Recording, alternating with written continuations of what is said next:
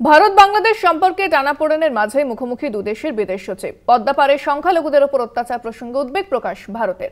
বাংলাদেশের তরফে জানানো হয়েছে সে দেশের সরকার জাত ধর্ম নির্বিশেষে দেশের মানুষের নিরাপত্তা সুনিশ্চিত করতে বদ্ধপরিকর। তবে বিষয়টি বাংলাদেশের অভ্যন্তরীণ বিষয় বলে উল্লেখ করেছে বাংলাদেশ সরকার। And we look forward to moving the relationship forward in a positive, forward-looking and constructive direction. কোথাও আগুন জ্বলছে, কোথাও ঝরছে রক্ত। সংখ্যালঘু নেতা তথা সন্ন্যাসী চিন্ময় কৃষ্ণ দাসের গ্রেপ্তারিকে কেন্দ্র করে কার্যত উত্তাল বাংলাদেশ।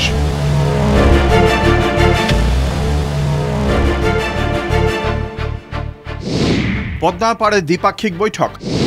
মুখোমুখি ভারত বাংলাদেশের বিদেশ সচিব। পদ্মা পাড়ে অশান্তির আঁচ পড়েছে গঙ্গা পাড়েও। পশ্চিমবঙ্গ ছাড়াও দেশের বিভিন্ন স্থানে চলছে প্রতিবাদ বিক্ষোভ।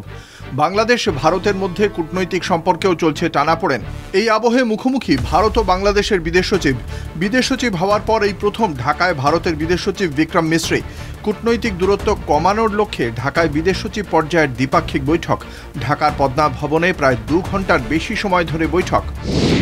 সংখ্যালঘু সুরক্ষা নিয়ে উদ্বেগ প্রকাশ। গত অগাস্টে আওয়ামী লীগ সরকারের পতন হয়েছে। প্রধানমন্ত্রীর কুর্সি ছেড়েছেন শেখ হাসিনা। অভিযোগ তারপর থেকেই সংখ্যালঘুদের ওপর বেড়েছে অত্যাচার। কোথাও তাদের খুন করা হয়েছে, কোথাও তাদের বাড়িতে অগ্নিসংযোগ করা হয়েছে। কাঠগড়ায় উঠেছে মোহাম্মদ ইউনূসের নেতৃত্বাধীন অন্তর্বর্তী সরকার। এরই মাঝে চিন্ময় কৃষ্ণ দাসের গ্রেপ্তারি নতুন করে সংখ্যালঘুদের নিরাপত্তা নিয়ে প্রশ্ন তুলে দিয়েছে। বাংলাদেশের বিদেশ সচিবের সঙ্গে বৈঠকে সংখ্যালঘুদের নিরাপত্তা নিয়ে প্রশ্ন তুলে দিয়েছেন ভারতের বিদেশ সচিব মিশ্রিও। At the same time, we also had the opportunity to discuss certain recent developments and issues, and I conveyed our concerns, including those related to the safety and welfare of minorities. ধর্মীয় সাংস্কৃতিক ক্ষেত্রে অগ্রণী ব্যক্তিদের উপর হামলা, সম্পত্তি ধ্বংস নিয়েও উদ্বিগ্ন Bharat. We also discussed some regrettable incidents of attacks on cultural, religious and diplomatic properties. বাংলাদেশের সঙ্গে সুসম্পর্কে জোর ভারতের।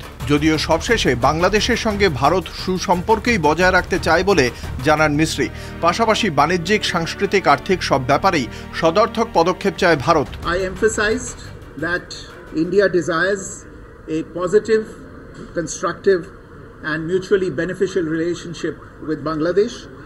We have always seen in the past and we continue to see in the future this relationship as a people-centric and people-oriented relationship, one that has the benefit of all the people as its central motivational force.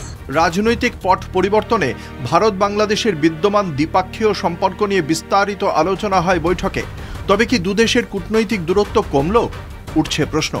বাংলাদেশের সঙ্গে সম্পর্ক একটি গঠনমূলক দিকে এগিয়ে যাবে এমনটাই প্রত্যাশা ভারতের। কলকাতা টিভি।